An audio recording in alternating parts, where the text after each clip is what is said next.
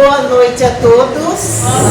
É um prazer estar aqui com vocês mais uma vez, mais uma oportunidade, como Galácio disse, de servir, vir aqui aprender junto com vocês que fazem parte da minha família, né? Nós aqui formamos essa família maravilhosa e a gente se reúne aqui às sextas-feiras, tem um coral, canta pra gente, todo mundo com essa boa disposição, esse coração aberto para oferecer muito amor, muito carinho, que todo mundo seja bem acolhido. Fica o pessoal lá da recepção, o Silvio, o seu amigo ali, né, entregando as mensagens tão carinhosas com a gente já chega que já se sente acolhido, né? Sem contar a equipe espiritual aqui da casa, que já está trabalhando, já está cuidando de cada um de nós, já estão aplicando os passos nas pessoas que estão precisando e já estão se preparando para falar comigo aqui o tema de hoje, a imortalidade da alma e a vida pós-morte, né? Essa coisa intrigante para nós. E essa mensagem tão consoladora de hoje, né? Porque todos nós aqui em algum momento da vida, né? Partiu o ente querido, deixou dor, deixou saudade, porque a partida de um ente querido dói, né?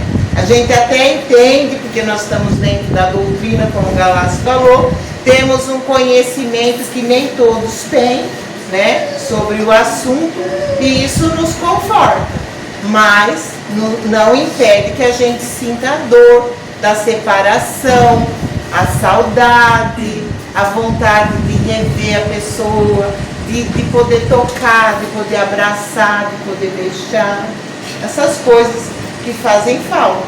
Mas a doutrina, como eu disse, é muito consoladora.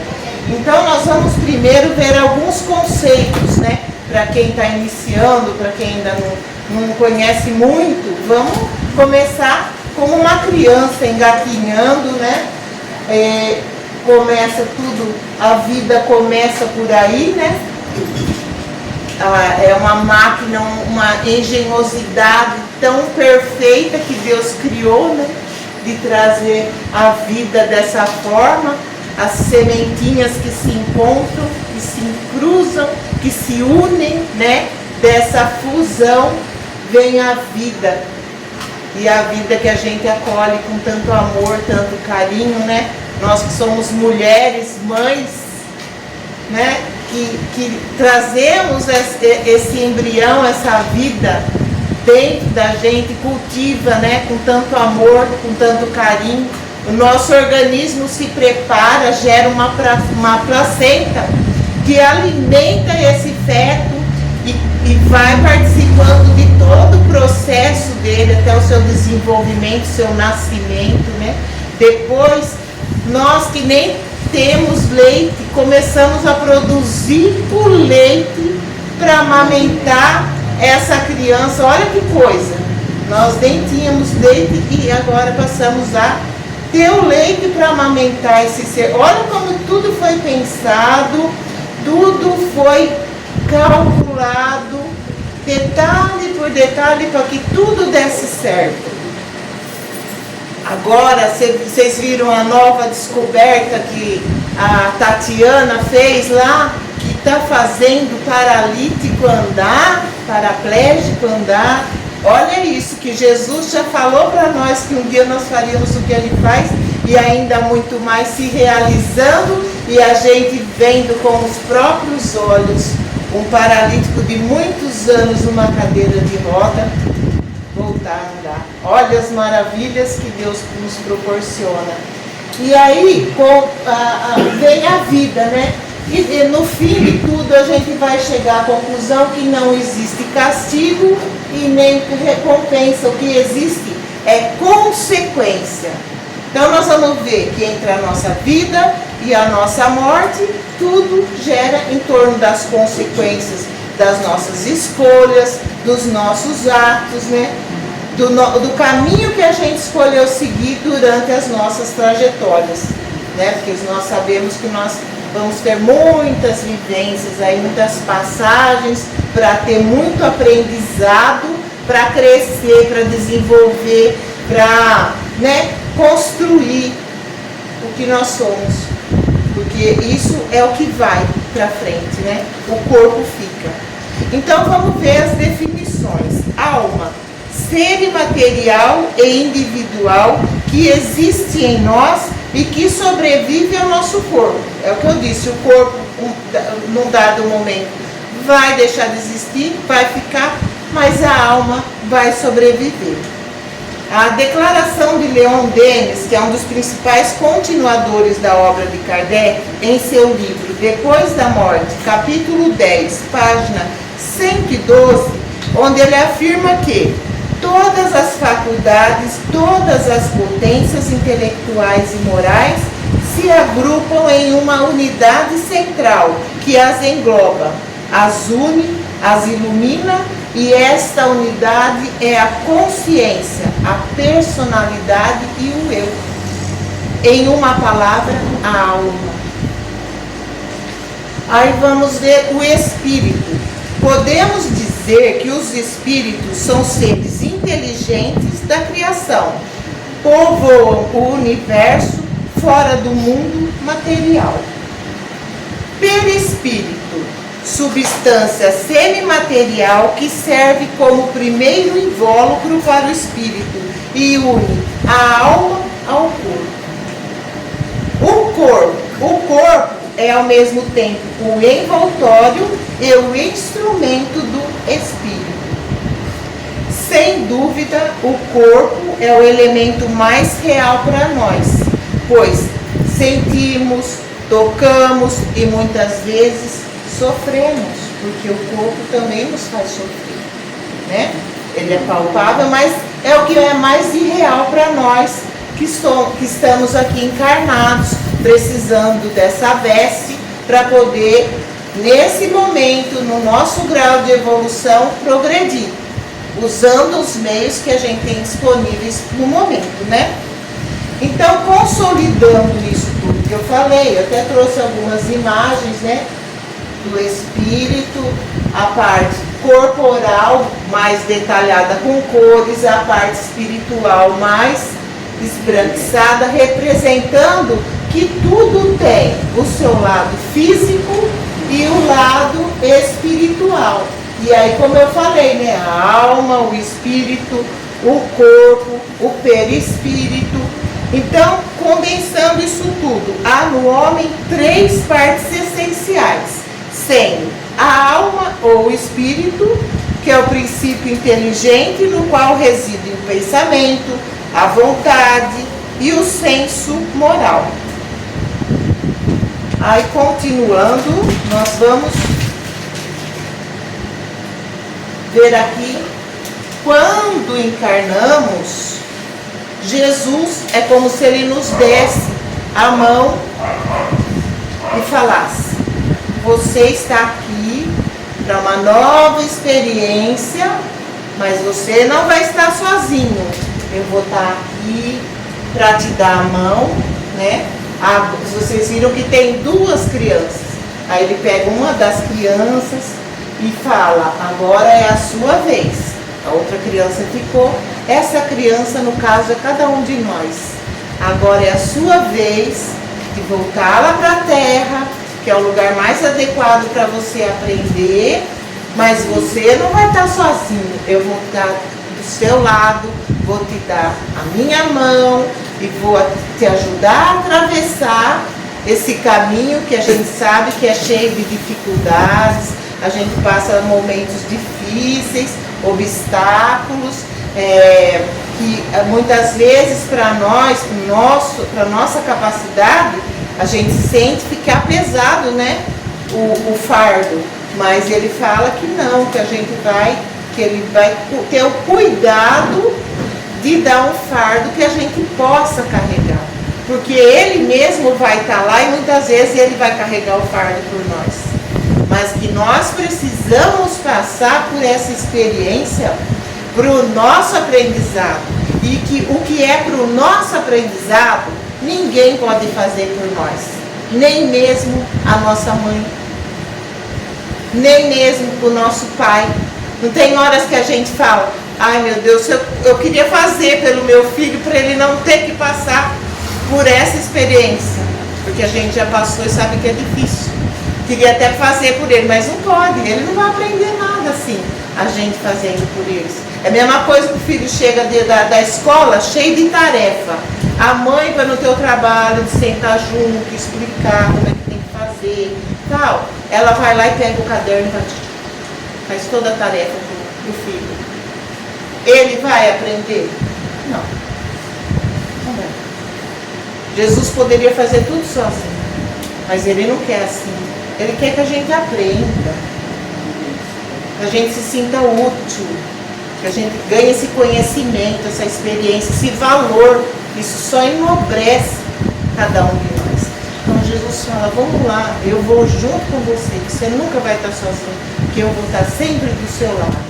Então, nessa experiência, Jesus nos apresenta tanto de um lado a família espiritual como a família física. Ele diz, olha, você vai encarnar nessa família aqui que você escolheu. Qual família você quer? A da direita, da esquerda? Qual você acha que está mais dentro do que você precisa aprender? Aí ele já vê ali, naquela família, a oportunidade de reajuste, aquela oportunidade de alinhar o que ficou mal resolvido numa outra existência, num outro momento. E é ali que ele vem. É ali que aquele espírito vai chegar, ser acolhido, vai crescer, vai se desenvolver. E ali, né, às vezes vão ter os atritos das diferenças que ficaram para serem resolvidas, coisas que ficaram pendentes.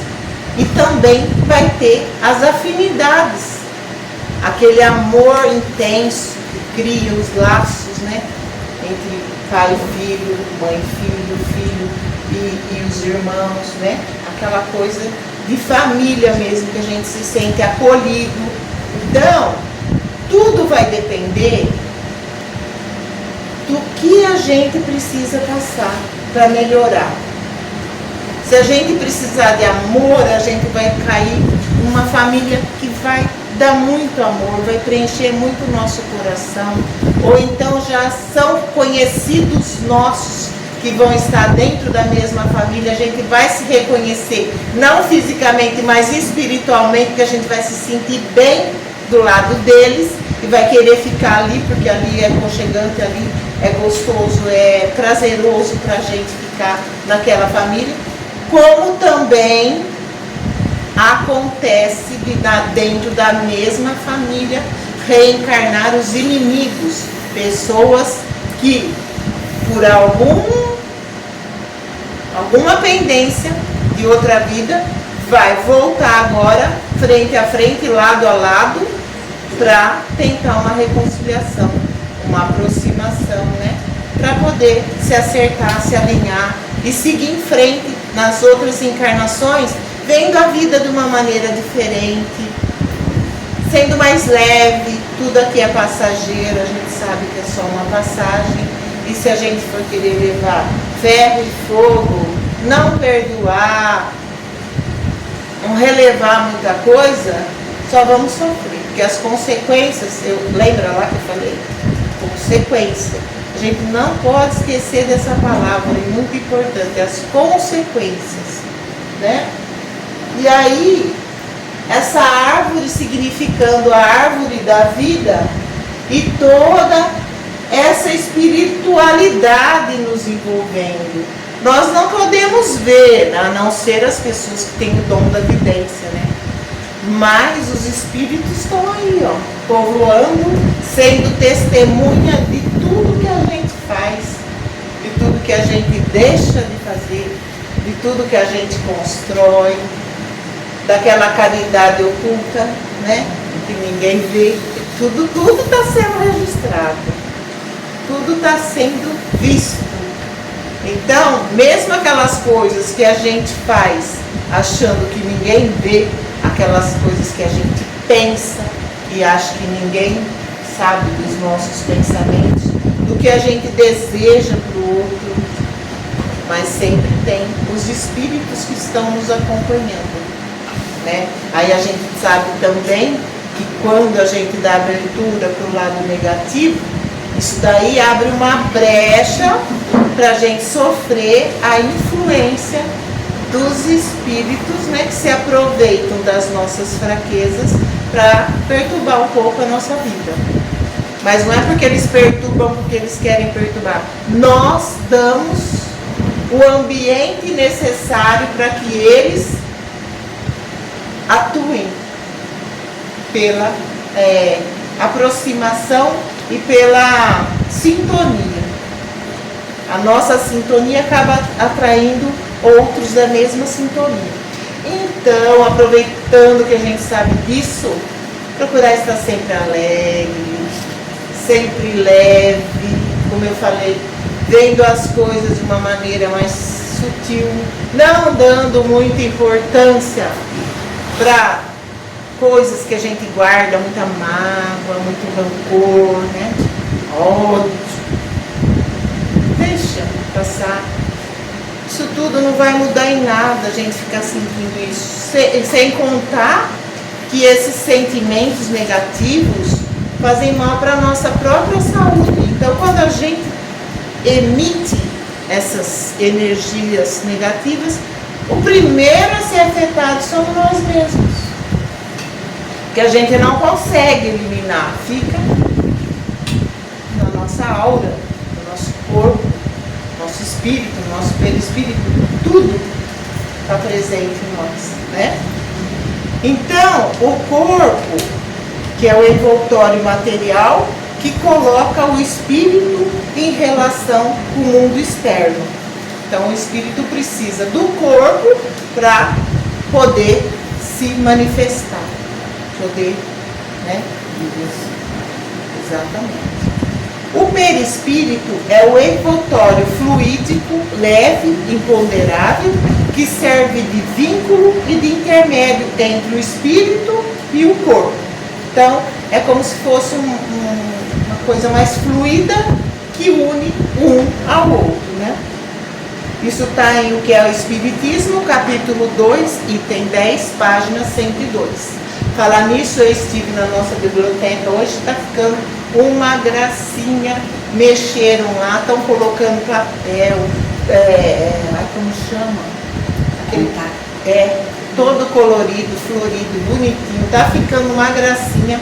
E a biblioteca está justamente para aí. A gente fala de algum livro, alguma coisa aqui, lá nós temos para quem quiser retirar, ler, se aprofundar no assunto, se interessou no assunto, temos uma coleção vasta de livros para a gente ir lá pegar, consultar, ler, depois devolve, né? Para outras pessoas poderem aprender também. A alma e o espírito podem ser sinônimos? É a mesma coisa? Alma e espírito? A grosso modo, podemos entender que sim.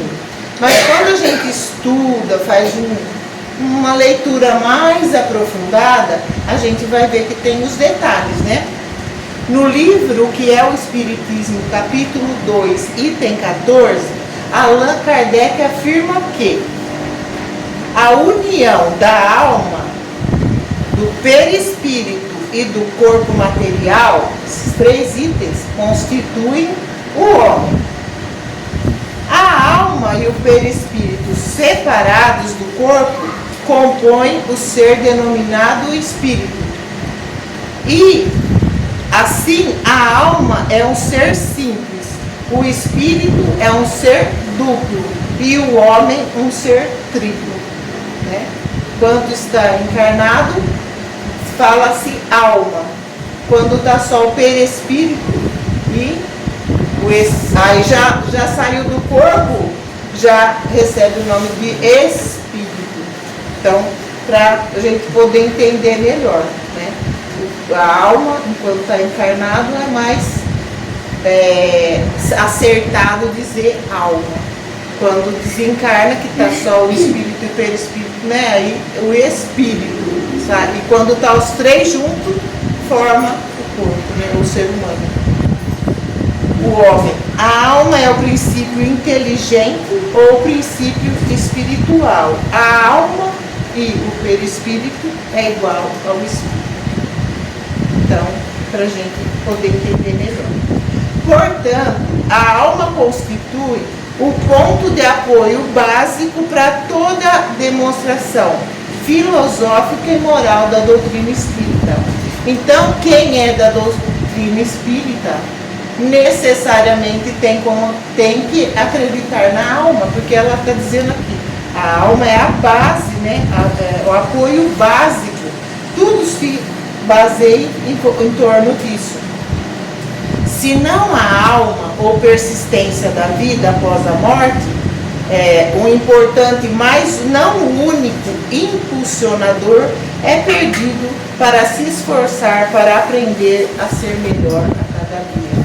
Acreditando nisso, tudo que eu falei, a gente faz aquele esforço para ser melhor, porque senão, se acreditássemos que essa vida é única, né, como muitos acreditam, acabou, que motivo você vai ter para ser uma pessoa melhor? Não, você vai querer fazer tudo que tiver direito, tudo que puder aproveitar, vai dizer assim, a vida é uma só, vou fazer tudo que eu tiver direito.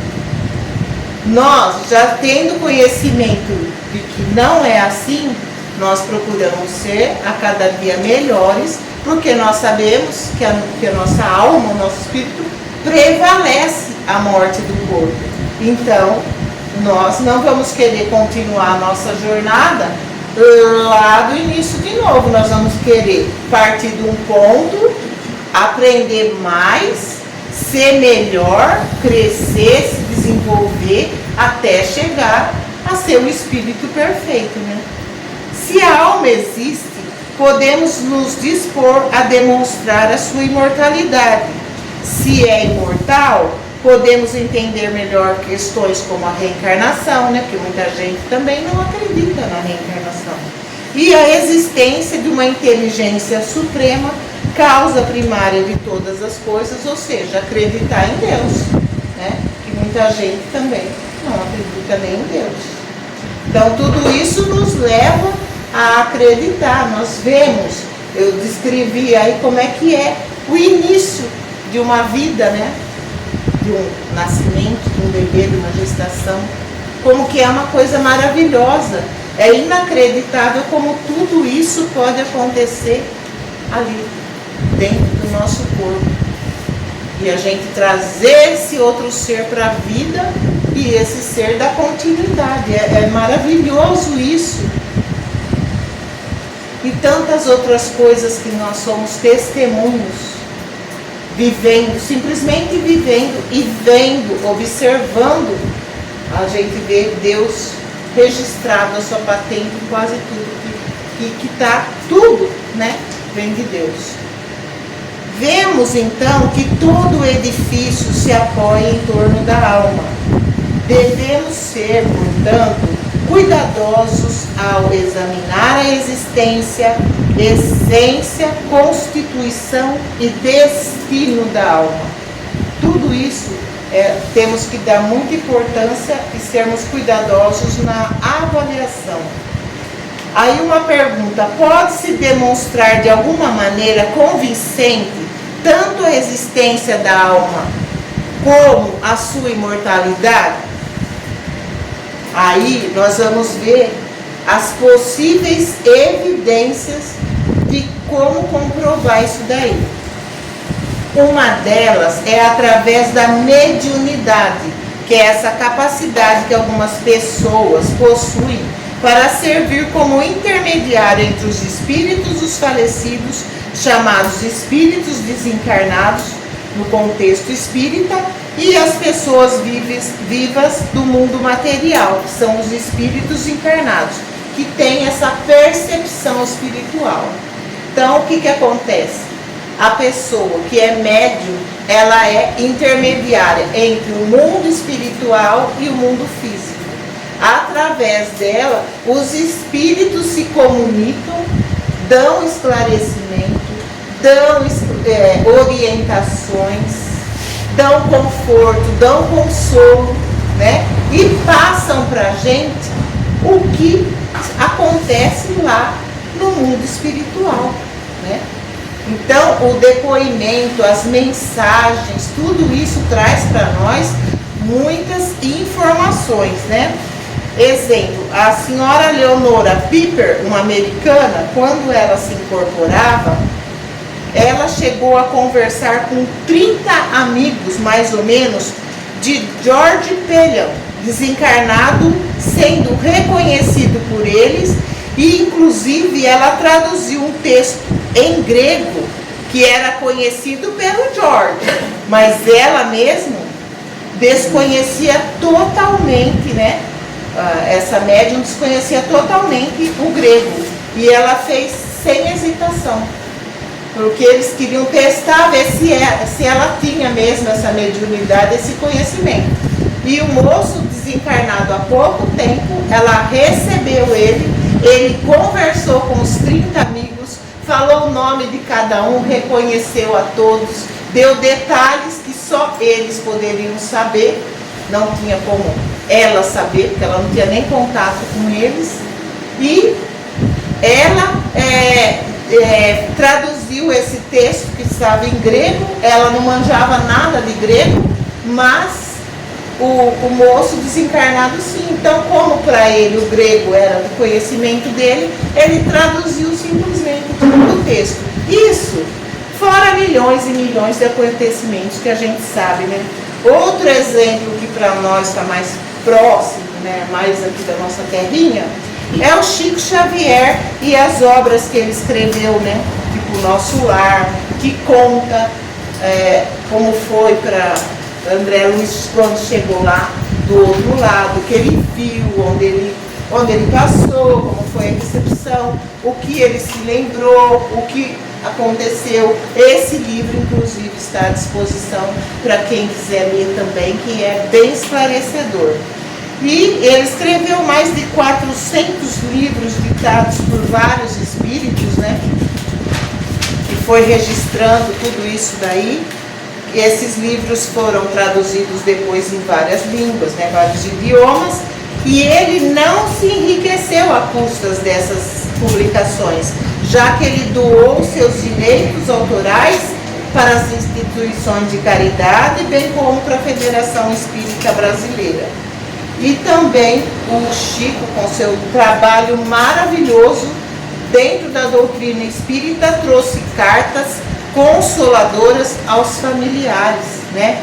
Aquelas mães sofridas, desesperadas, que perdiam seus filhos, iam até o Chico com o coração partido, despedaçado, ele sacrificando a própria saúde, ficava lá até altas horas, até madrugada, de um dia para o outro, às vezes sem comer, sem descansar, sem beber água, mas com o coração em paz.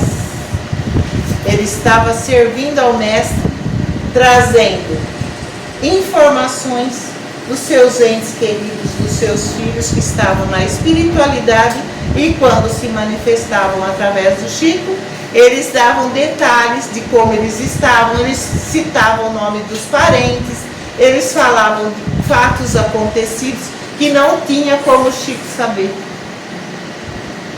Mas as mães ouviam, recebiam essas cartas e reconheciam seus filhos, e iam aos prantos, às lágrimas, mas saíam dali com o coração aliviado.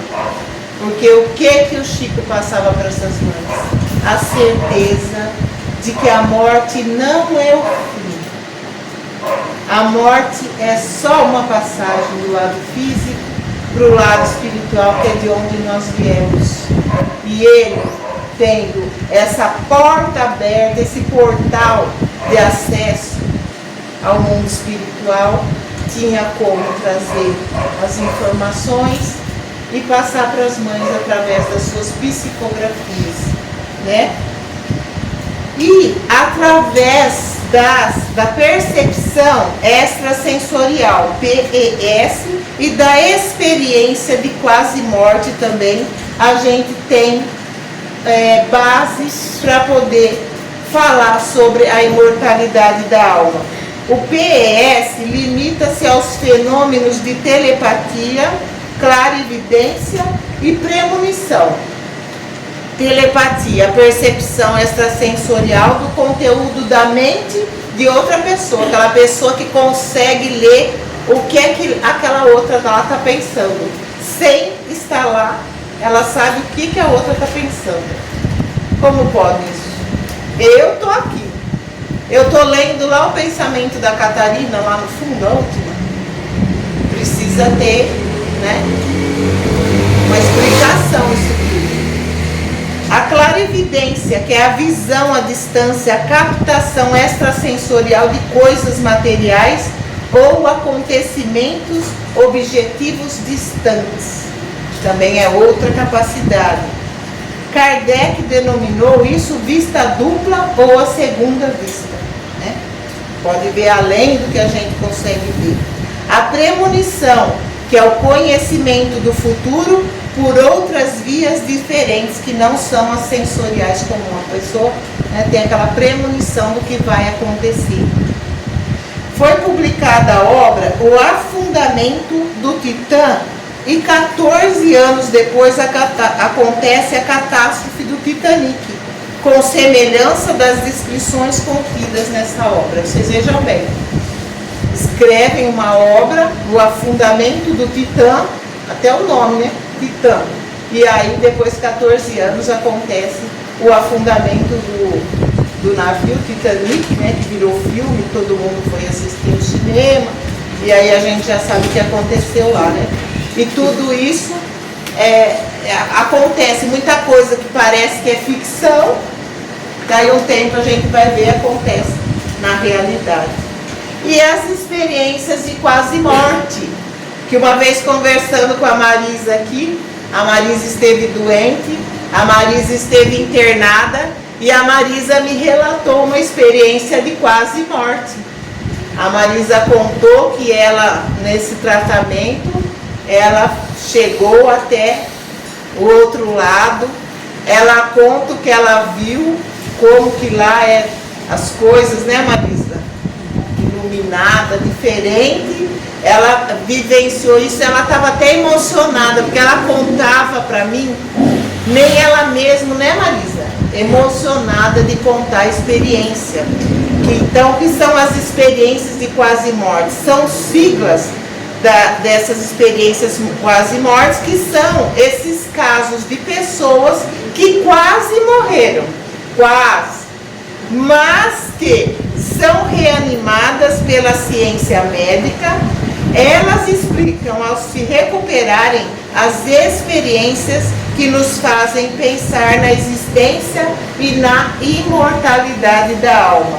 Lembrando que geralmente o paciente nessas condições ou está em coma ou está anestesiado, porque está em uma sala de cirurgia, um centro médico, uma UTI, né?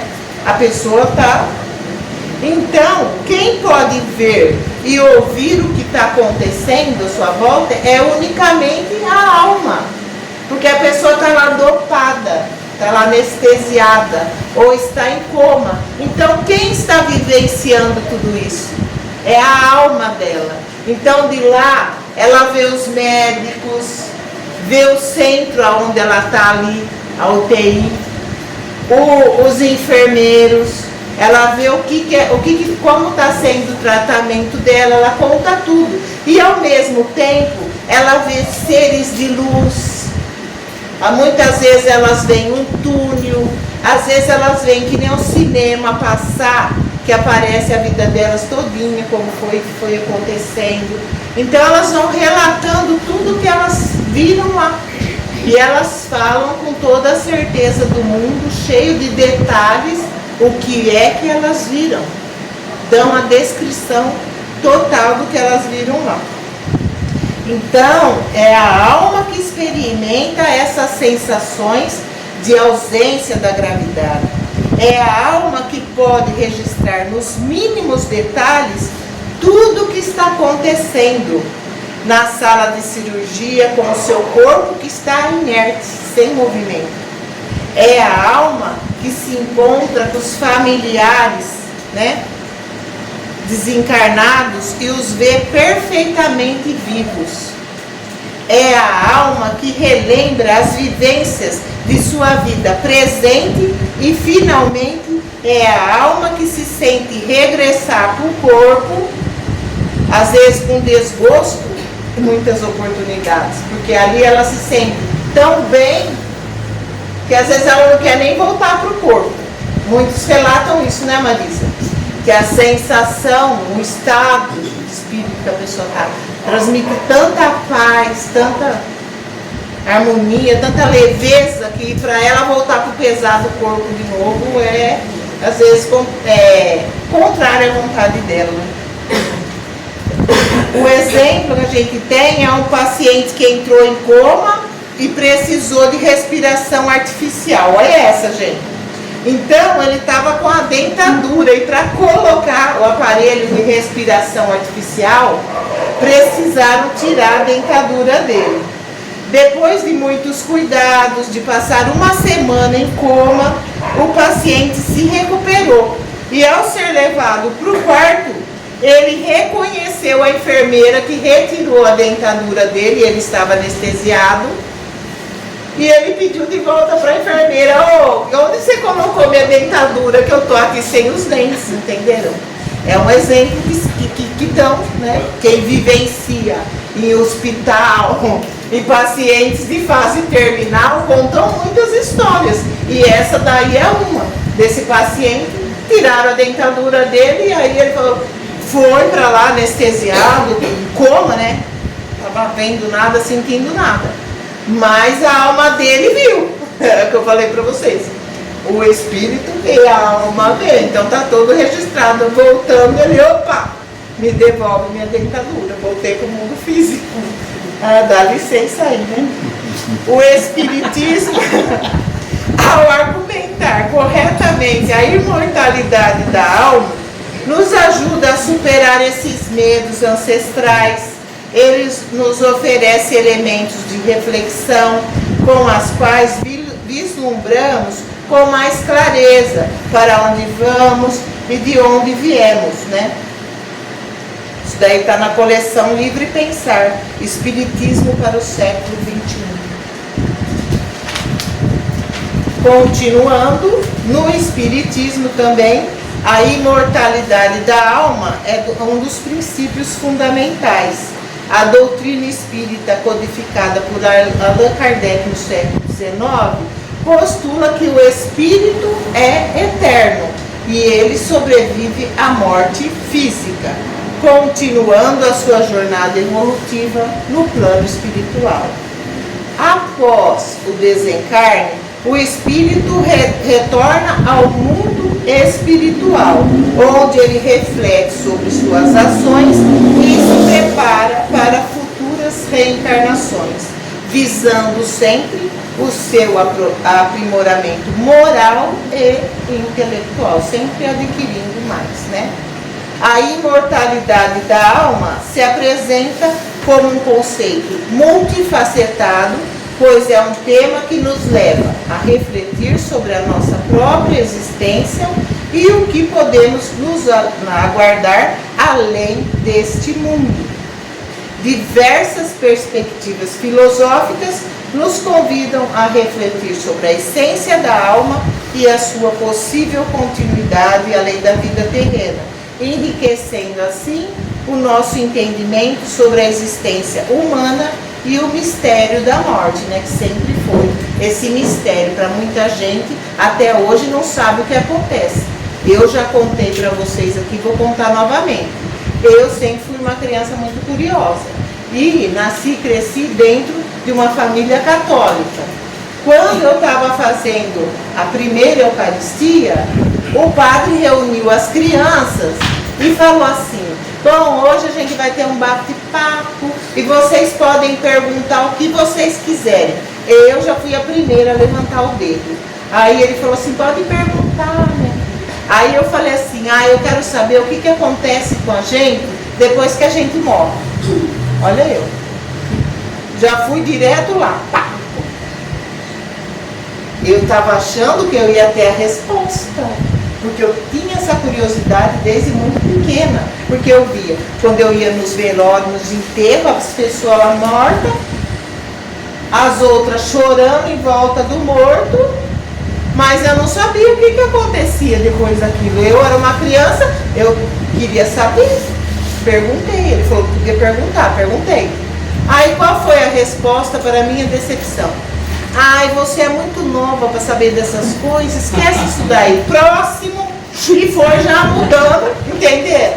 Imagina a minha frustração, eu lá esperando a resposta que era, para mim, uma coisa que me agoniava, eu queria saber. Falei, hoje eu vou saber. E aí ele me dá uma dessa, não me falou. Disse que eu era muito criança para saber e não me falou. Então isso daí já, e eu imagino que muita gente tem essa curiosidade de saber o que acontece, porque para muitos, né, é o lá, você vai, aí você morre, aí você fica lá esperando, se você foi bom, você vai para o céu, se você foi mal, você vai para o inferno, e aí, sei lá, tem o purgatório, que fica lá espiando, aquelas coisas que falam que não convence, e eu sempre queria saber, eu sabia que existia além. Já sabia. Só que aquele véu que a gente recebe quando reencarna nos impede de muito saber, de lembrar de todas as coisas. A gente vai aos pouquinhos, né, devagarinho recuperando essa visão e esse entendimento que a gente às vezes já até tinha, né?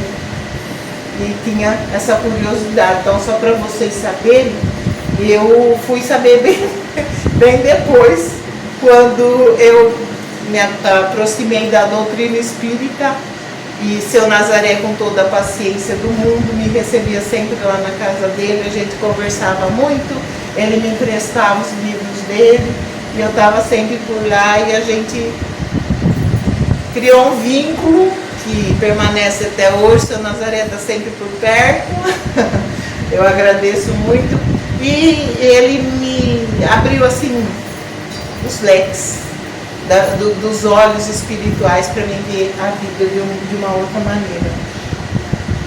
E aí o Espiritismo, deixa eu ver aqui, por sua vez, defende a reencarnação como meio de evolução espiritual.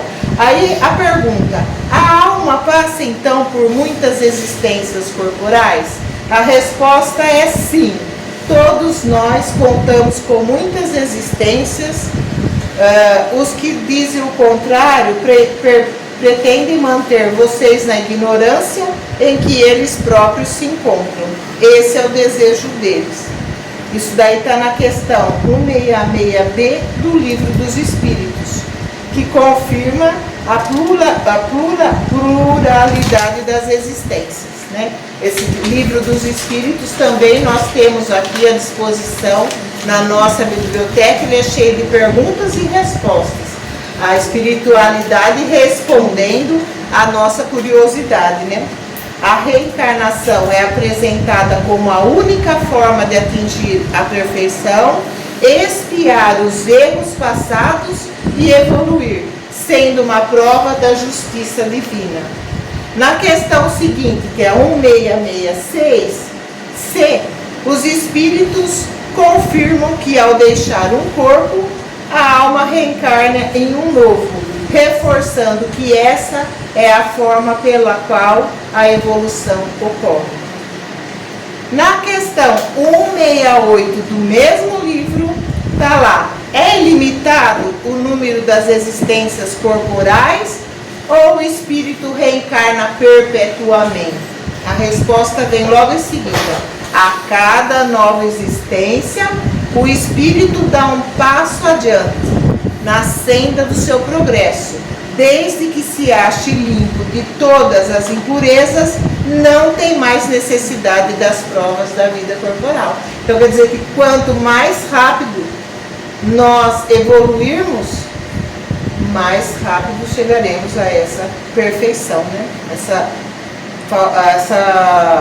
que não vamos ter mais a necessidade dessas provas da vida. A questão 169, logo em seguida, é invariável o número das encarnações para todos os espíritos? Aí a resposta vem, não. aquele que caminha depressa, a muitas provas se forra. Todavia, as encarnações sucessivas são sempre muito numerosas, porquanto o progresso é quase infinito. Então, a partir do momento que Deus nos criou, nós já somos eternos. Nunca mais morreremos. Ele nos criou, pronto. A vida continua. Ora espíritos encarnados. Voltamos para espírito, voltamos espíritos encarnados, ora espíritos encarnados. Vivos. Então, para quem tem medo da morte, eu sei que muita gente tem medo da morte, a gente tem pavor da morte, né? Fica essa mensagem consoladora: você vai viver eternamente. Deus te criou e isso não tem mais fim. É só daqui para... Tem aquela música daqui para baixo? Não, nosso caso é daqui para cima. Cada vez mais, cada vez melhor, cada vez progredindo, nós vamos descobrir mundos ainda melhores que esses, mundos felizes, mundos que vão só ver sua paz. Então nós estamos ainda no começo, temos muito ainda que viver, muito lugar legal para conhecer, muitas experiências legais para viver, vamos conhecer muitos amigos novos, vamos reencontrar amigos que já estão lá no outro plano, vai ser muito legal. Não precisa ficar com medo, não precisa desacreditar, porque para ser espírita a gente tem que ter essa base, esse alicerce, que tudo é em volta da alma, tudo em volta do espírito. O corpo é que permanece, né? E o nosso apego às coisas materiais, que é a nossa âncora que nos impede de voar. Então, quanto mais a gente puder se desapegar das coisas materiais, melhor para nós. E completando a 170, questão 170, diz: o que fica sendo o espírito depois da sua última encarnação? A resposta: espírito bem-aventurado, um puro espírito, né? E agora aqui a gente vê que o espírito veio e foi designado para ser encarnado naquela cidade, naquele lugar. Aí ele passa pelas experiências, aí chega o momento dele retornar ao mundo espiritual. Então a árvore da vida, aí o espírito sai, né? Deixa o corpo aí e vai para atravessar o portal que divide a vida e a morte, né? Aí quem vem buscar? A temida. Aí a temida vem, porque a função dela é essa. Tem, né, coitada da morte, ela também, né, fazer o quê? Alguém tinha que fazer o papel, né? E aí ela vem nos buscar, né? E aí ela nos leva até onde existe o lugar para depositar o corpício, que não serve mais, né?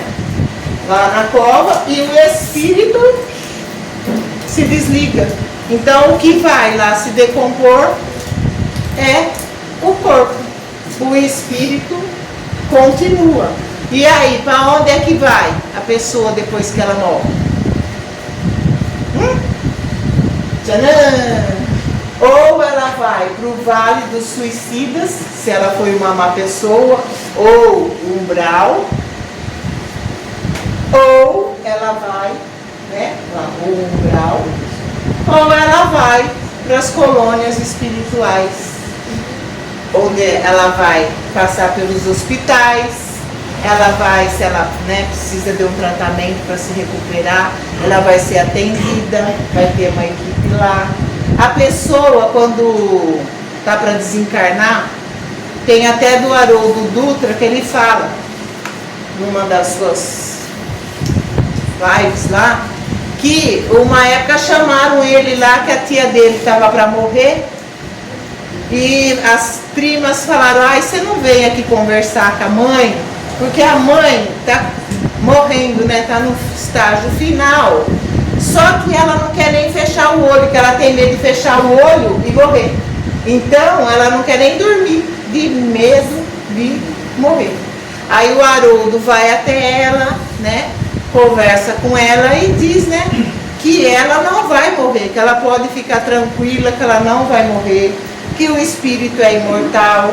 Para ela dizer que ali do lado dela, com certeza ela já estava vendo os irmãos já desencarnados, a mãe, o pai, que ela se libertasse, soltasse o seu espírito, pusesse a sua mão sobre a mão de sua mãe e acompanhasse ela, que chegou a hora, ela teve uma vida maravilhosa, ela fez tudo que ela podia em vida, mas que agora era o momento dela ir. 15 minutos depois, ela desencarnou.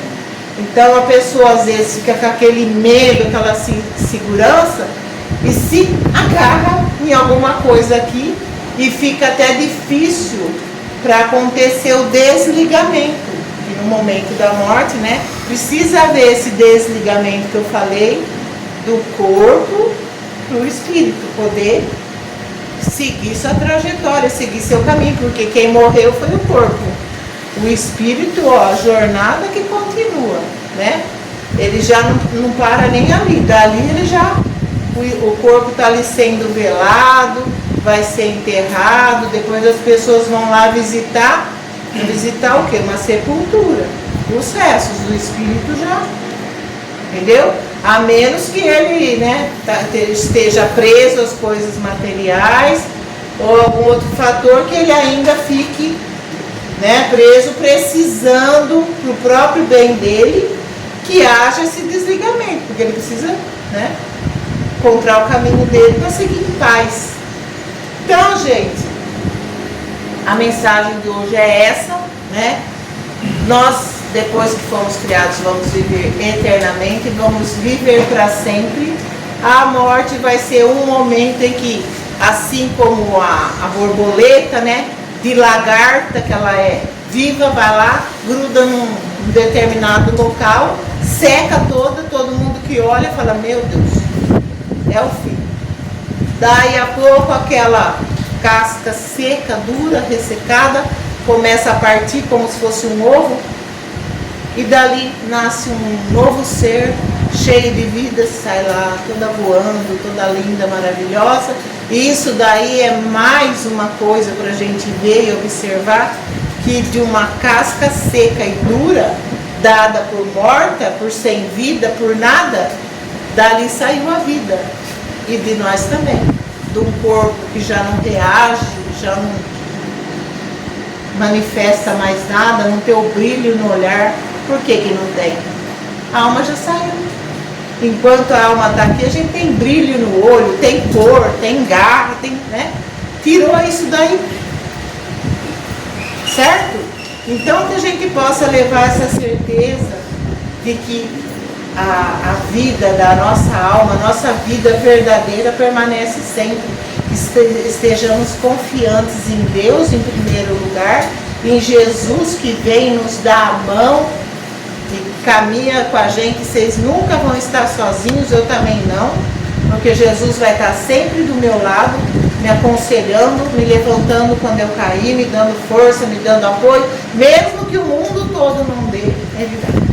E vai me ensinar, vai me dar as garantias que eu preciso, que eu vou vencer. E que quando chegar a minha vez, eu também possa ir lá, me despedir do meu corpo e que meu espírito também possa seguir a sua jornada, assim como a de todos nós, né? E que esse entendimento preencha o nosso coração de esperança, porque tem coisas que a gente não pode falar para certas pessoas. Por exemplo, um doente que está lá quase morrendo, você não vai chegar para ele e falar da imortalidade da alma, coisa e tal, porque ele já está morrendo. Você vai falar isso e ele vai falar, nossa, estou morrendo. Porque para o doente, o que ele quer? Ah, você vai ficar bom, amanhã você está bom. A gente até o último minuto de vida quer estar vivo, né? Não quer saber de imortalidade da alma. A gente tem a esperança de que vai viver no dia seguinte.